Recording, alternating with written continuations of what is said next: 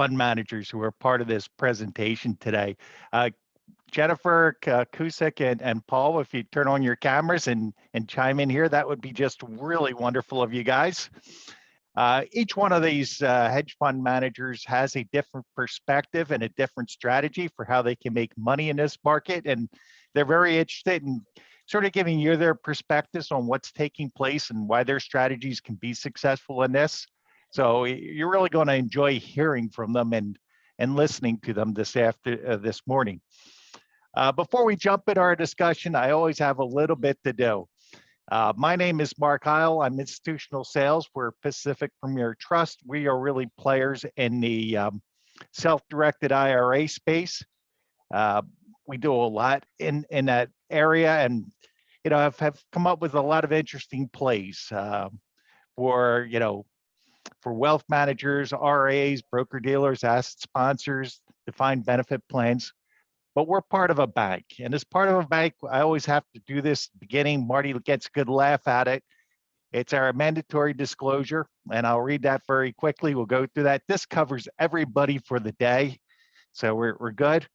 Information presented is for educational purposes only and is not intended as, or may not be relied upon as, tax, legal, or investment advice. Pacific Premier Trust performs the duty of a custodian, and as such does not evaluate, recommend, or endorse any particular investment opportunities. You are advised to consult your professional advisors for specific guidance regarding your investments. Investments are not FDIC insured and subject to risk, including the loss of principal. So for the next 40 or 45 minutes, we're going to be talking to the panel. We're going to be having a conversation up here. This is not going to be, I ask a question, they answer. We're going to be talking among ourselves up here, but feel free to chime in. Go onto the chat, post your questions, do it real time, because I'd rather handle it while we're in the midst of having that discussion than at the end. So please chime in when you have a question, when you have anything.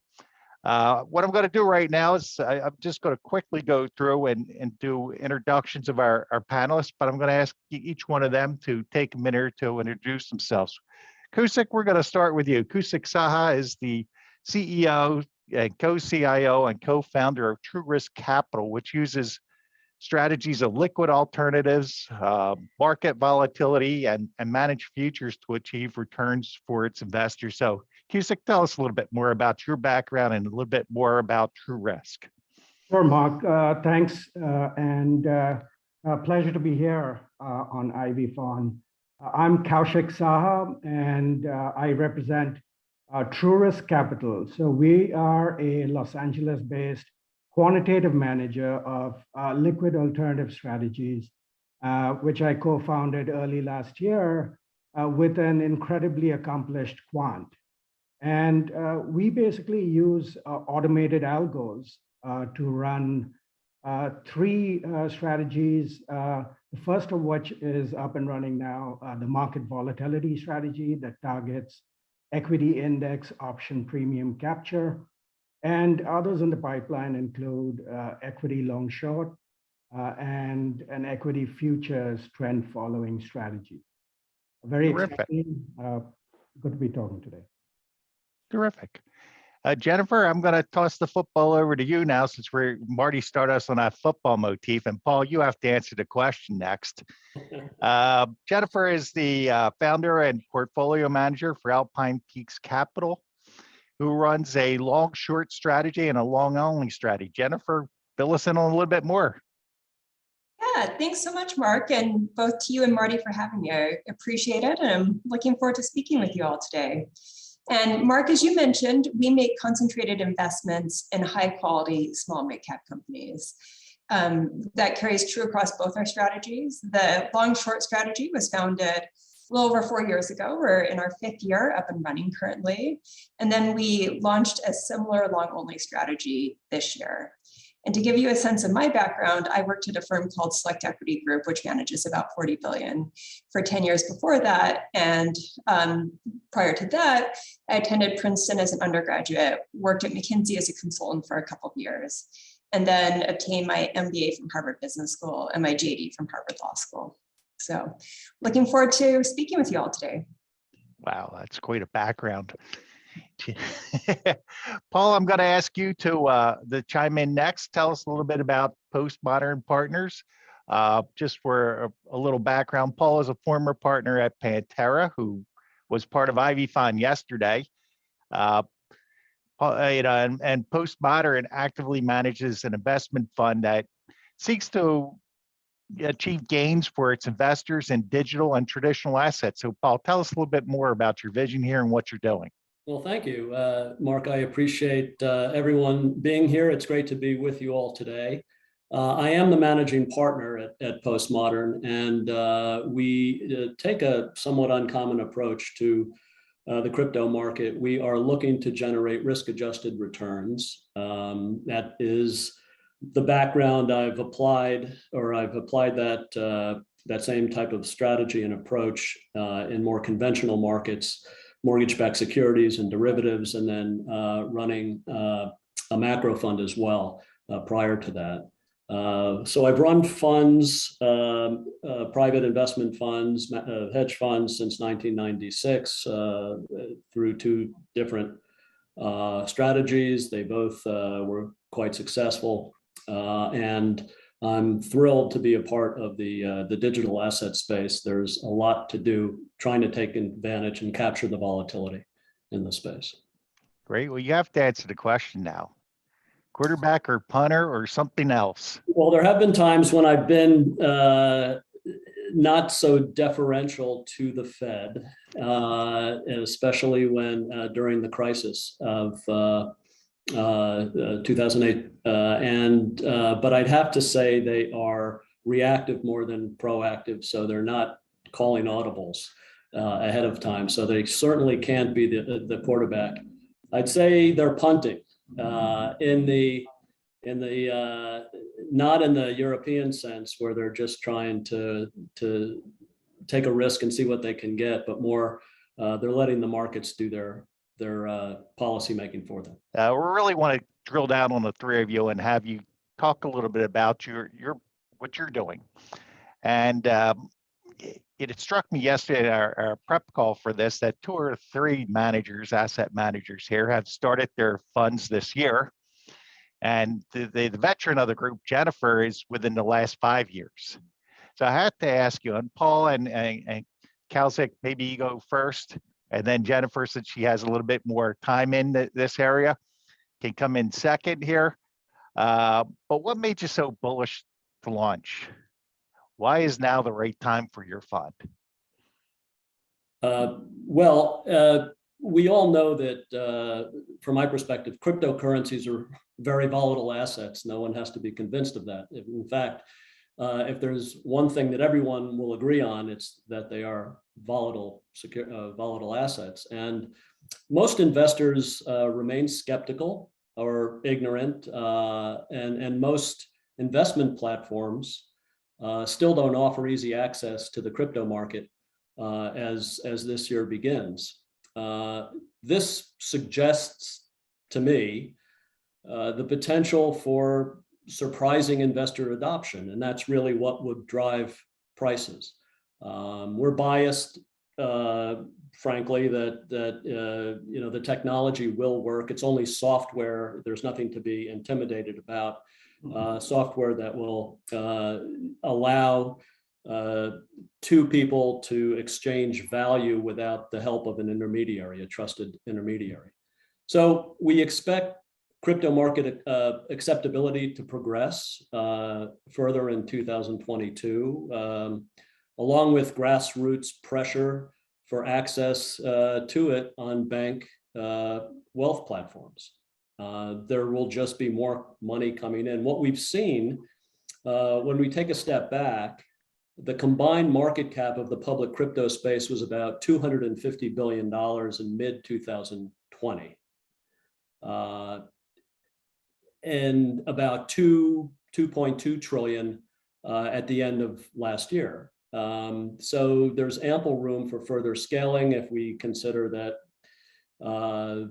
it promises or hopes or seeks to take market share from what might be upwards of $100 trillion worth of functions that are currently done in our economies today. So there's ample room for further gains, for further sponsorship among investors as the technology progresses. And it's still not working at scale, and that is what we expect to happen next.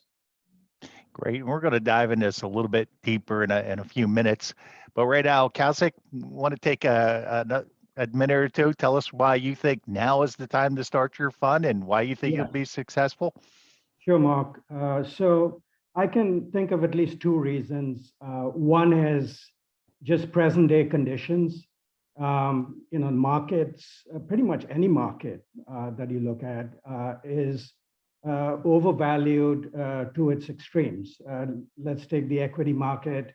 The CAPE ratio, which is very popular, is at 35. It's been there, but it's at 35 in an environment where the Fed has just pivoted 180 degrees from being so dovish to just saying we're going to start hiking rates in March, as early as March. And obviously, the reason for that is inflation.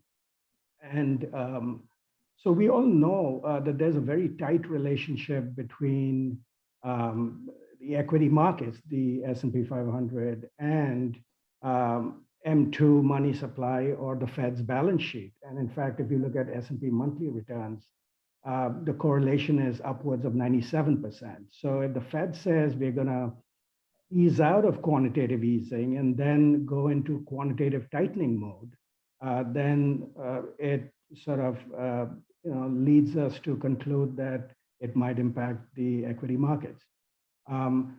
So why do I bring that up? Basically, the liquid alternative strategies that we offer focus on your traditional markets of asset classes of equities and fixed income, but just remove a couple of investment constraints that have tied the hands of investors. One is the long-only investment constraint, where now, once you allow investors to go long and short, you have the potential of playing both sides of the market. Secondly, it allows investors to decide what their cost basis is going to be when they enter a trade. Typically, if you buy the SPY, say at 4,700, SPX is at 4,700, buy the one share of SPY at $470. Well, with SPY futures, you can set your cost basis at 0, you can set it at 200, you can set it at 600. And so you can control the amount of risk exposure, you can dial it around to suit your purposes. So with these, and then you have, I mentioned futures, you also have options.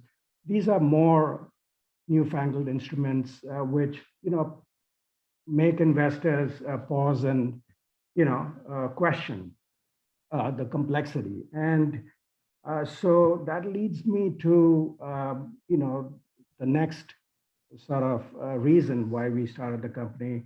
And that is everything, all the analysis and, investment decision-making has been steadily moving towards just quantification and automation using technology. And so that is a huge reason to marry the complexity that basically investing in these instruments requires with the evolving technology. And if you pull up and type on Google, big data or quantitative investing, you'll find the names of Morgan Stanley, Citadel, Bridgewater.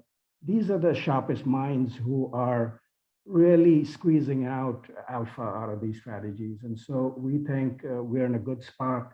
The timing is, perfect. 2 months away from hiking and, quantitative tightening. And so we can sleep comfortably at night because we play both sides of the market.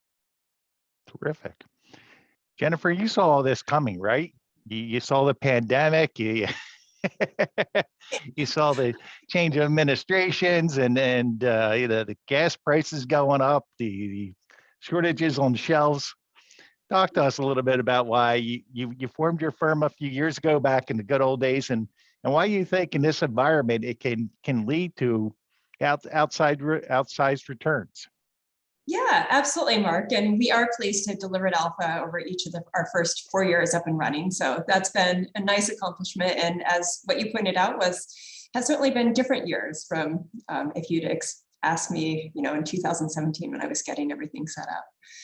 But I think one difference to us from my other panelists is that rather than being new market focused, we're very traditionally focused in a sense that we are looking for high quality companies that we think will be compounders. And specifically, we look for 5 financial characteristics. So we like to see durable revenue growth, strong operating margins, good returns on invested capital. We like to see strong free cash flow generation and low net debt. So about half of our companies actually have a net cash balance.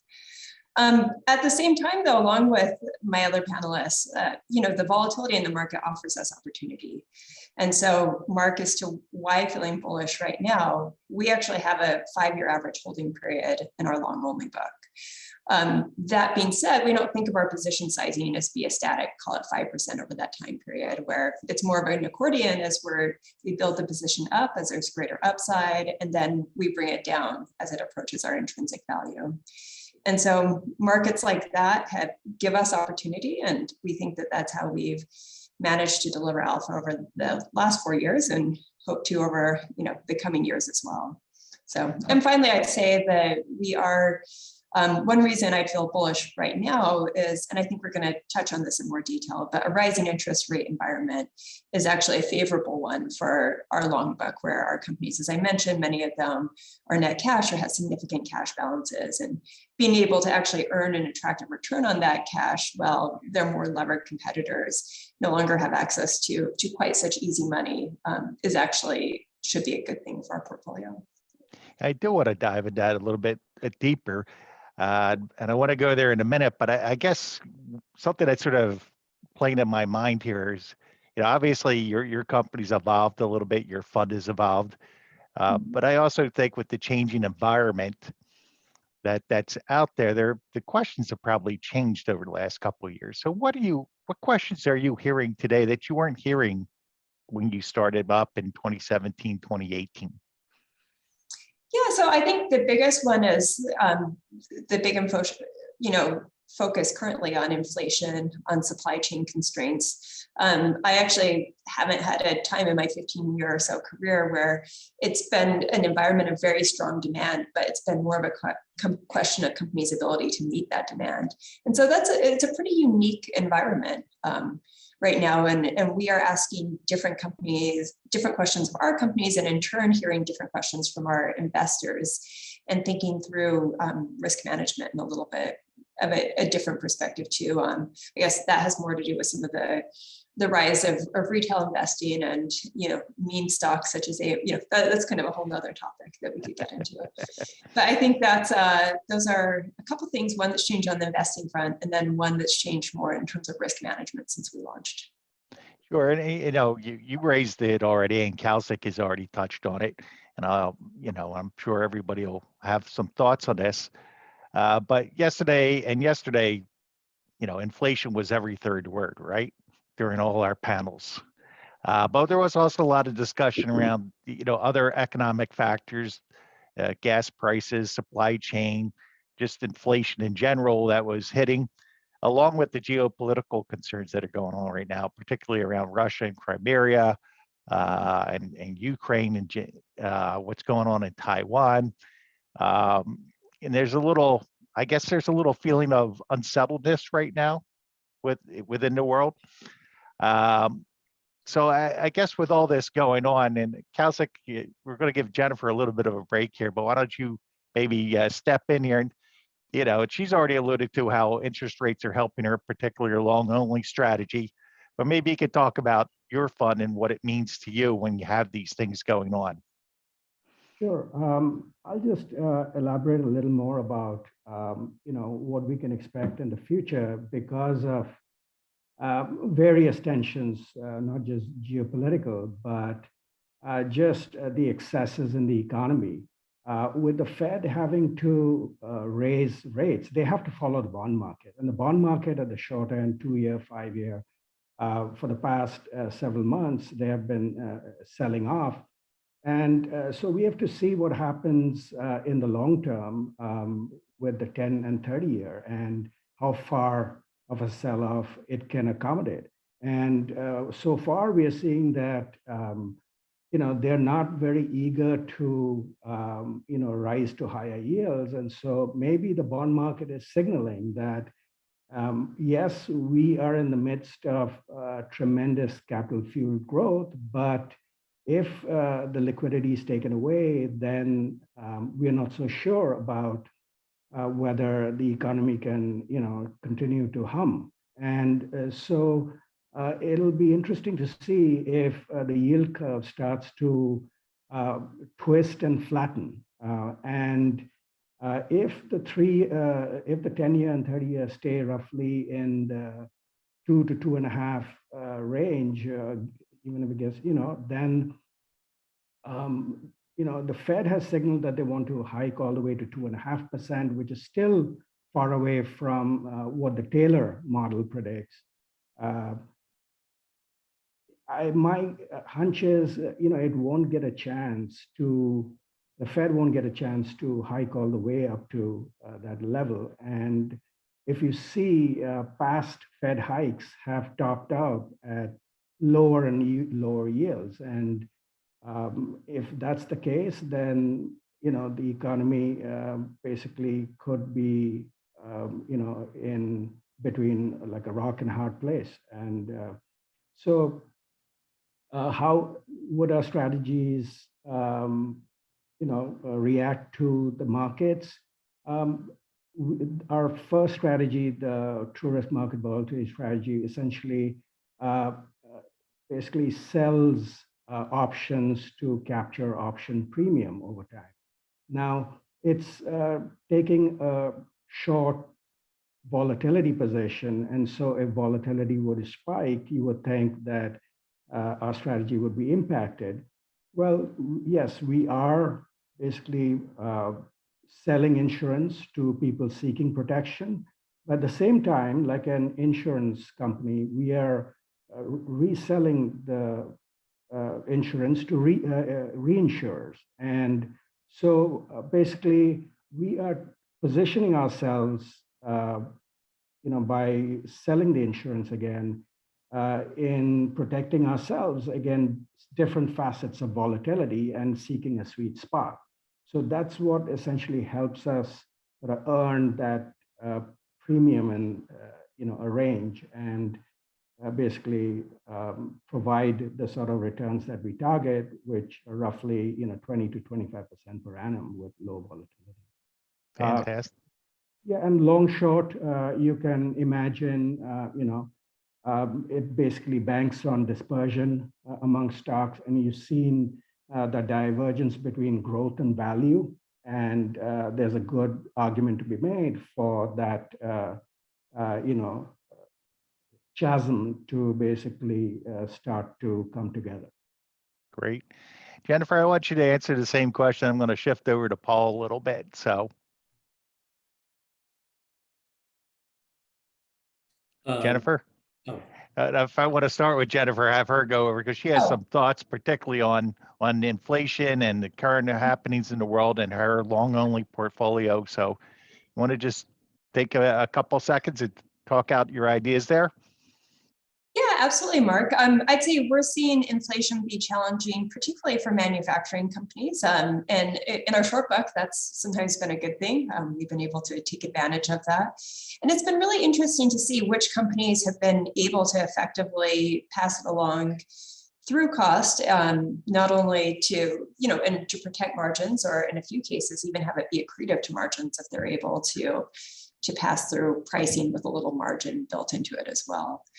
And it's one observation we've had, which it's a small sample size. So take that with a grain of salt, but that we've actually seen companies with a more entrepreneurial business model where they really empower their localized business unit leaders to make decisions around pricing and supply chain. That those have been the most successful companies, and Amphenol and Heiko are two companies in our portfolio that come to mind, who have just done a great job being able to overcome some of these supply chain challenges and actually still deliver really nice accretive margins on the volumes. Whereas in our short book, we see some companies really struggle with that and seen some real margin compression as companies face shortages that they've really struggled with. So I'd say it's more idiosyncratic across our book market. It's a little tough to make, sweeping, it's one of those things that even within the same industry, sometimes in a couple of cases, we'll follow peers, obviously, as most of us do, to try and read the tea leaves as to what's likely impacting our portfolio companies. And it's interesting. This is one of those times where performance has been more individually divergent than in a lot of markets. It really is dependent on what companies are doing on an individual basis. Sure. And in a lot of ways, this market is presenting a great argument for investing in new fund managers and perhaps people that have seen now what's taken place, because the conditions that existed for the last 10 years, the slow growth, the low interest rates are not going to be what defines the 2020s. It's going to be very different than that. And Paul, maybe you want to pick up here and just talk a little bit about how that helps you in your discussion with investors and about using digital assets and things along those lines. So over the years, having started as a bond trader in the 80s and graduating into mortgages and derivatives and then macro, I've developed somewhat of an approach to markets that takes into account the fundamentals, much of which we've been just discussing right now. But really, I've been getting better and better and better over the last 35, 6, 8 years, whatever it's been, at applying, just how much to weight these various inputs. From a macro perspective, we've argued that the fear of rampant global inflation as an asset value driver, which obviously is the investment zeitgeist today, will actually fade this year. The rate of growth of inflation in 2022 will fall in comparison to 2021. We've already it seems to be peaking right now, just the CPI and PPI that were just released yesterday and today. And that's important because risk assets, including long duration bonds, equities, and cryptocurrencies, will have stabilized, we think, this year and be perceived as having survived the threat of high inflation. What we have when we have lower rates of inflation, that is disinflation. And prints moving out next quarter, the quarter after that, in my view, it's going to be perceived by the markets as, oh, it's disinflation. There still is inflation. Prices aren't going down, obviously, but the rate of inflation is going to slow. So, long way of saying, I think it sets the table pretty nicely for risk assets. And obviously, cryptocurrencies are the risk asset of risk assets, given their volatility. And so we're reasonably pleased with the way that the Treasury yield curve is not running away. In my humble opinion, bond markets tend to be the best indicator of what lies ahead. And it does not seem panicked at all.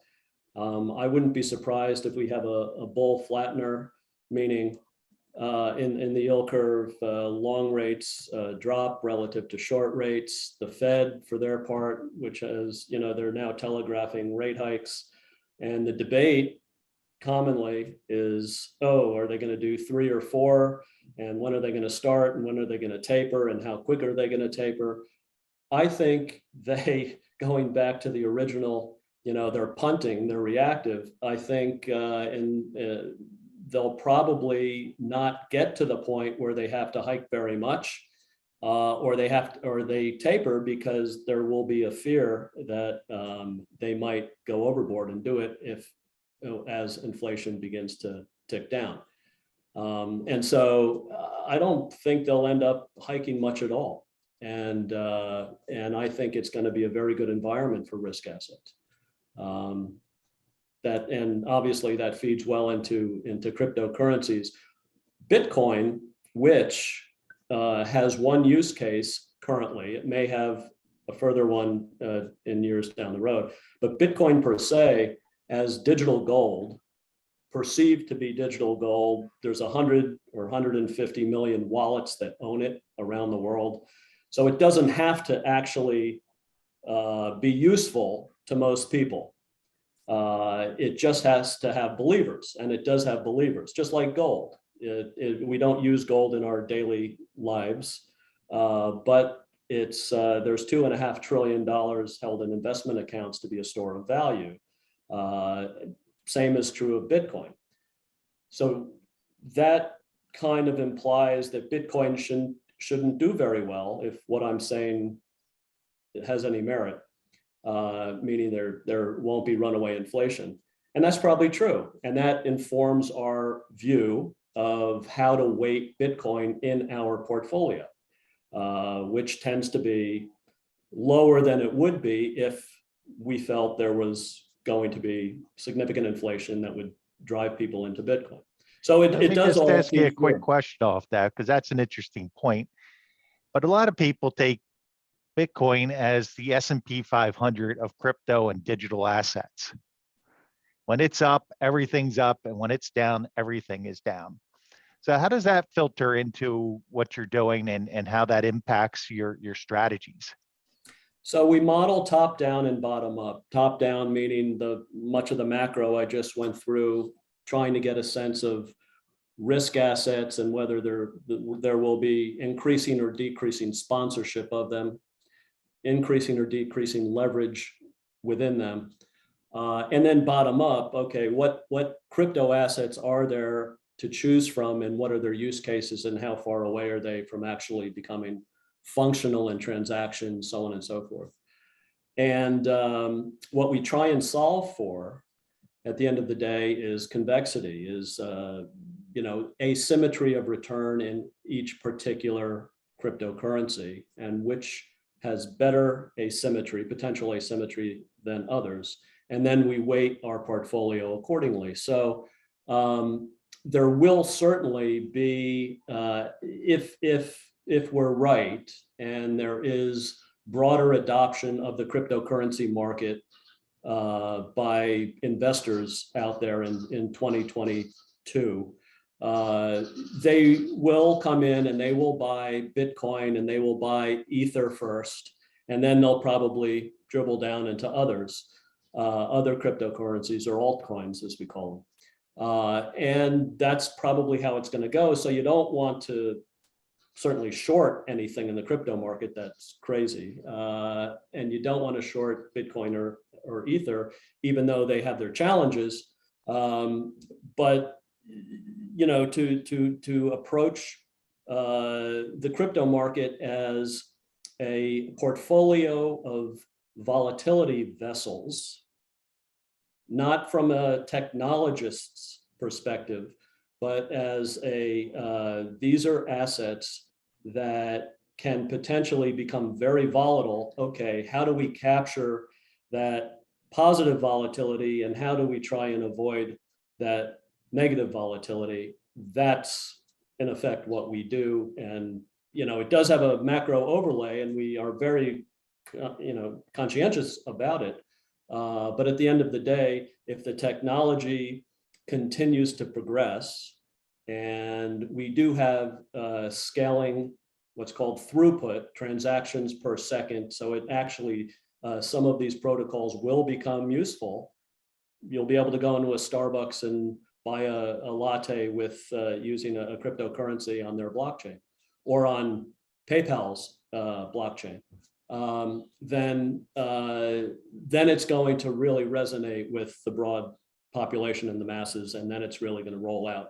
But just like the internet, it'll take time, and we're still early in that technological progression. So we're trying to take advantage of the volatility. Yeah, there was a crypto panel yesterday. There's another one this afternoon. So I don't want this to become a pure crypto discussion, but you're here. You've got an interesting fund using digital assets. Just before I go back to Kaushik and Jennifer here, there are three things that always strike me in the digital world. One is obviously the currencies. The second one is DeFi. And then the third one is NFTs. As somebody who's creating a portfolio of all these different things, and maybe you're not, maybe you're saying, hey, we're not going to bother with DeFi, or we're not going to bother with NFTs. Could you just sort of give us your philosophy on how you're thinking about these, and without giving away your secret sauce, of course? No, I'm happy to give away, share my recipe. I've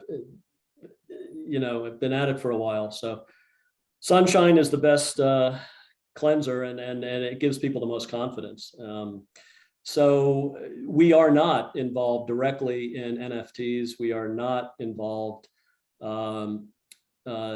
directly in decentralized finance applications or DeFi applications. I'd like to see a complete cycle in the DeFi space. I'd like to see if you're staking or you're lending out your cryptocurrencies.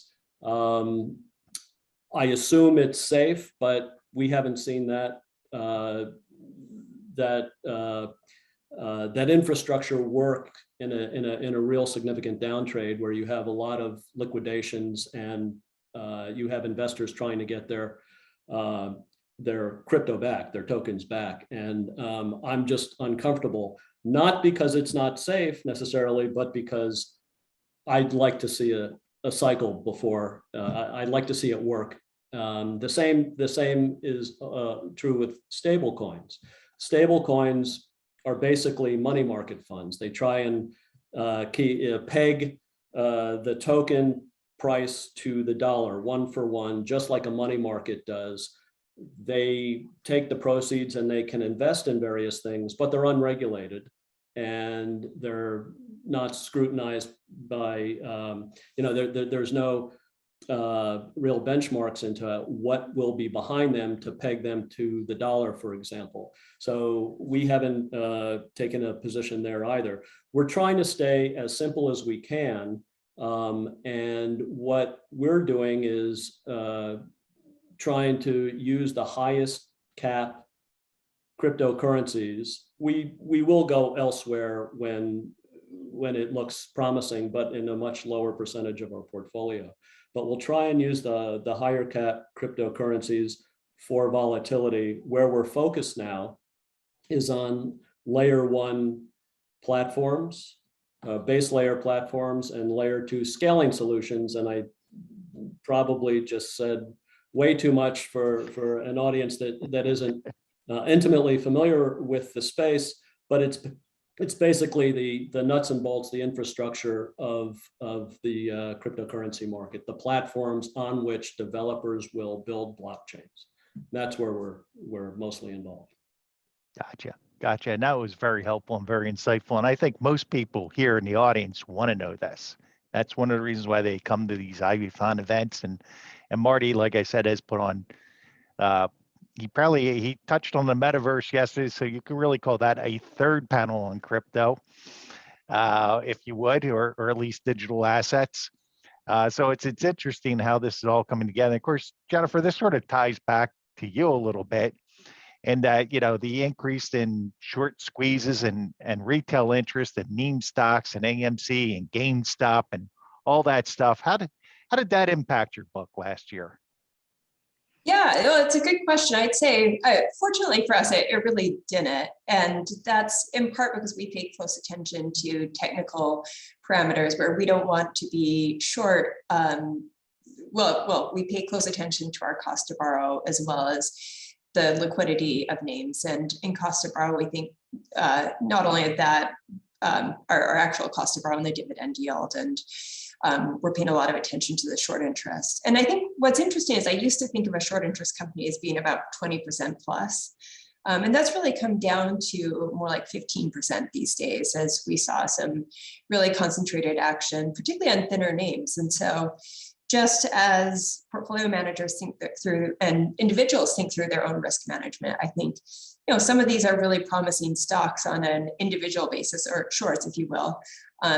GameStop, for instance, there's fundamentally, I actually thought that was a great short personally, not to turn off anybody who's a video gamer, but there's a clear movement towards digital games and away from buying physical games and using those type of cassettes. It's just the industry is transforming. But I think sometimes you have to differentiate your view on a company versus the technicals of being able to trade it. And so as much as we may have strong conviction in a short, we will never short something terminally, because just as the going's getting good, so to speak, that's where you really see the short interest pop up.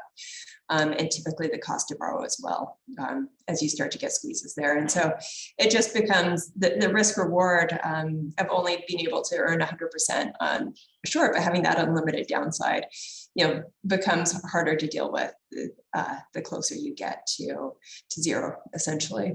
And so that's how we thought about it, Mark. Sure. And Kaushik, I mean, this is a lot of risk management, right? So you have these meme stocks, they're out there. How do you put in controls and things to help protect your investors? Yeah, so at the outset, I'd mentioned that our strategies are implemented using automated algorithms, and so it's very much hands-off. And as you rightly pointed out, these are fast-moving strategies where P&L can move around very quickly, and so there is a lot to be said for automation and setting the various parameters and bounds. Kaushik, can you just speak up a little bit? People in the audience are having trouble hearing you, so we need you to be a little bit louder. Okay. So as I said, the markets, these strategies can face markets that are fast moving because of gearing and other reasons. And so it's always good to have, an approach that is fully automated, so that,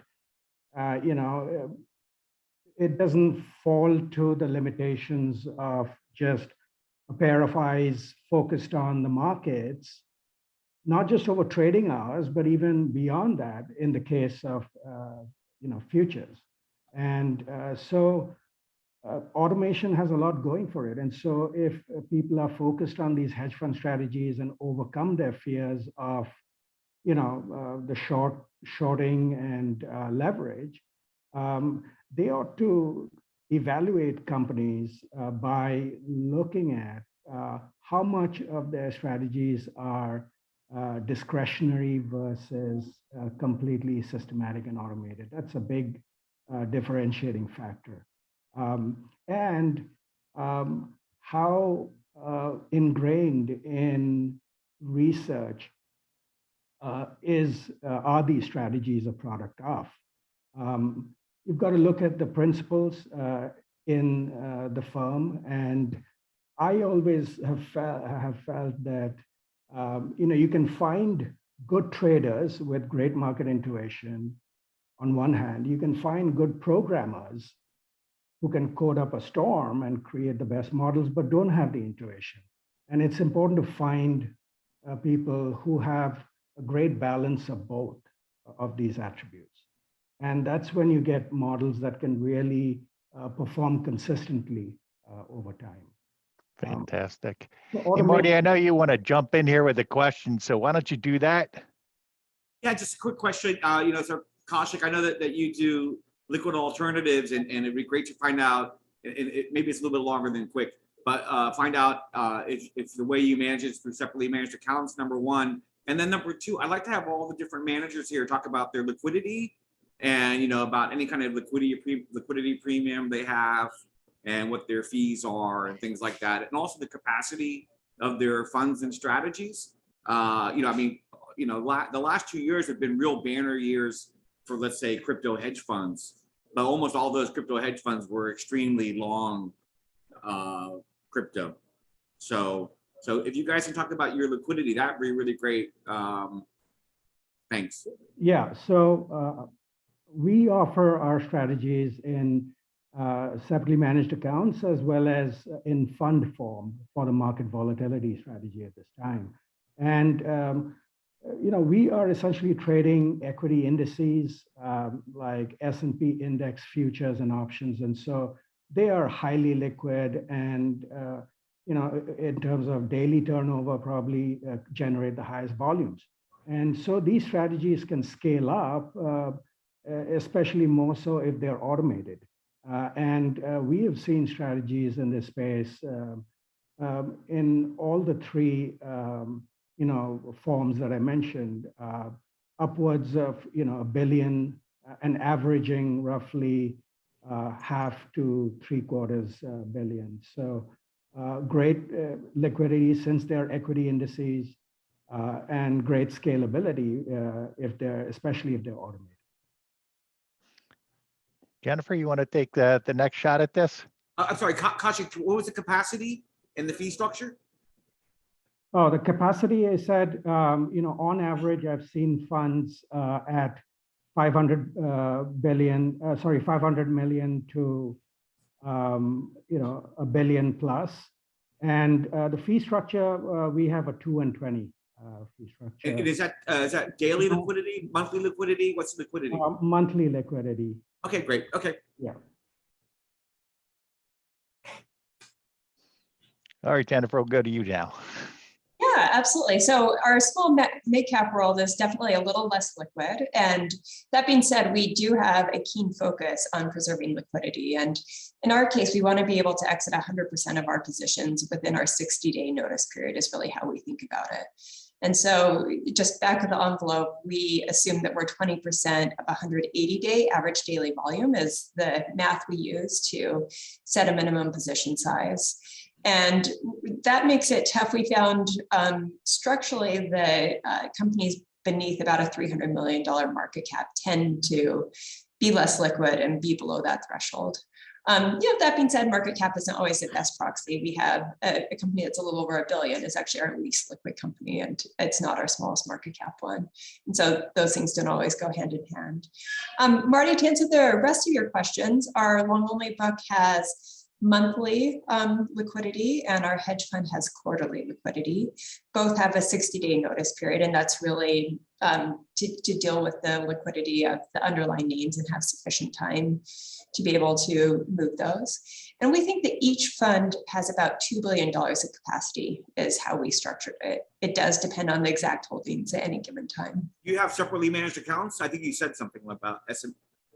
Yeah, so we have commingled funds and we are also open to separately managed accounts. At what size? 5 million, 10 million? Yeah, probably a little larger than that. More about 20 or so, just in terms of operationally. It's never easy, right? So yeah. Yep. Paul. So we have really no capacity constraints on the size of the investment program, given the volume, tremendous volume in high cap cryptocurrencies, and it's now a 2-point-something trillion dollar marketplace. So there is that. In terms of our liquidity, we purposely mismatch the liquidity of the assets, which is very high, and the liquidity of the fund. Our fund's liquidity is a rolling 1-year lockup with 30 days notice. The reason we do that is because we don't want hot money in the fund. There are all sorts of investors out there. I've learned over the years that can be fickle, which is fine. It's their money. They can do with it whatever they like, but we don't want that portion of their portfolio. We'd like, as a discretionary fund, the ability to work against the intense pro-cyclicality of this particular market. Everyone wants in at the top and everyone wants out at the bottom. And that's one of the things we try to take advantage of, and we can't do that if we have to send investors their money back at the exact wrong time. And I've seen that over the last 5 years in the space. In terms of our fees, we are, it depends on the investor's commitment to us. But at a base level, we are a 1% management fee and a 10% annual performance fee over a hurdle. And that seems to work well for everybody. And I think that has, at least in the current class, will probably increase that next year, meaning 2023. And that's, did I get all your questions, Marty? I think so. And maybe you can talk about and maybe all the panelists will talk about who's the ideal investor. So and Paul, just to address, as you know, we've been in Pantera since 2014, and they've had massive growth, and long only strategies I think have been overwhelming winners in the hedge in the fund space. You look at Ikigai and other, it's unbelievable their performance, right? And it's one of the great ironies of life is that because the Fed has been punters and they don't want any pain, the same thing has happened in passive investing in the public equities markets. And because of the Fed's, amelioration of the public, it's fed this Bitcoin and crypto animal to, very large heights, right? So there's a great irony there if you can catch it.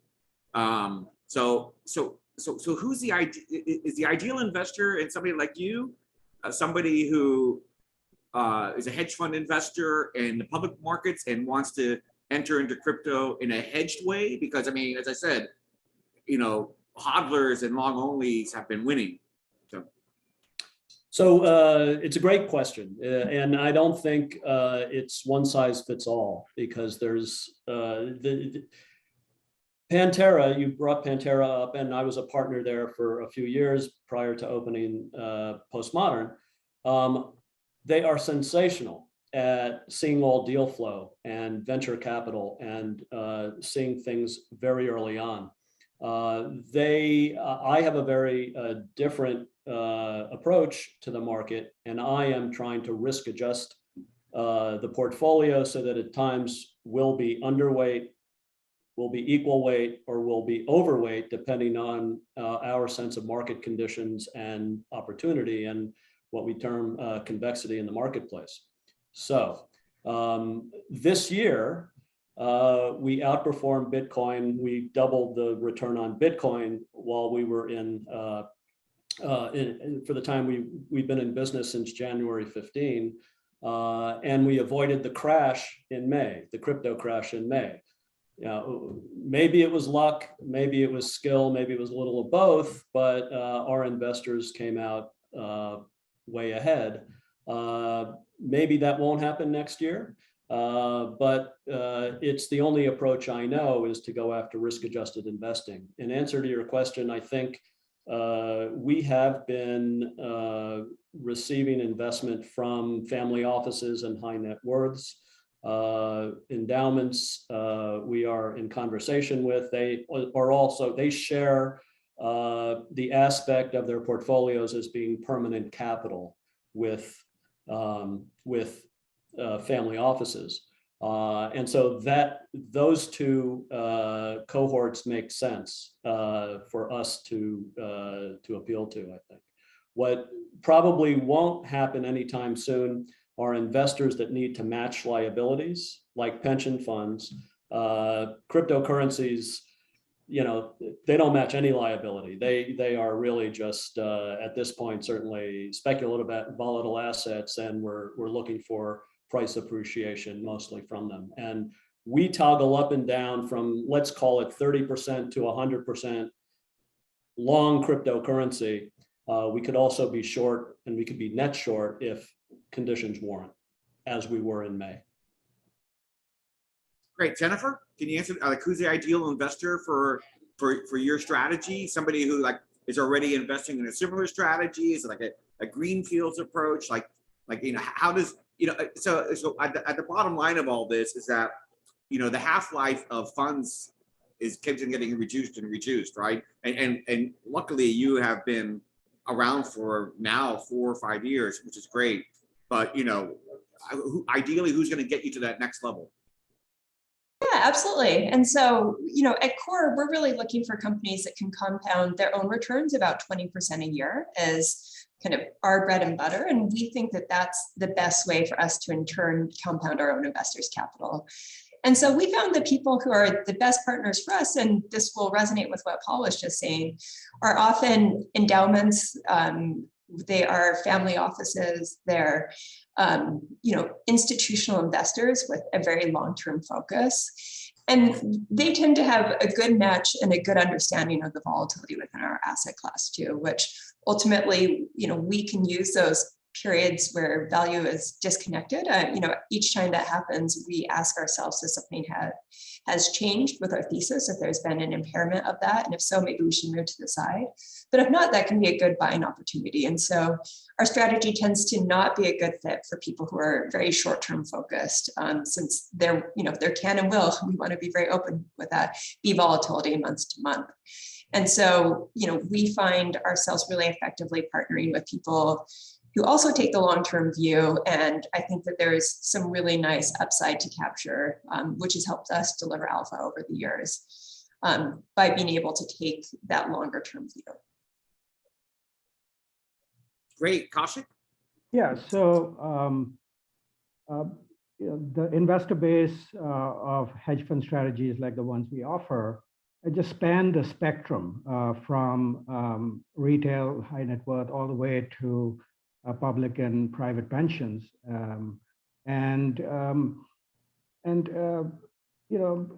It's been seen in our space that the greatest alpha is probably produced by the smaller managers with lots of capacity. And that's exactly where we are looking to scale up.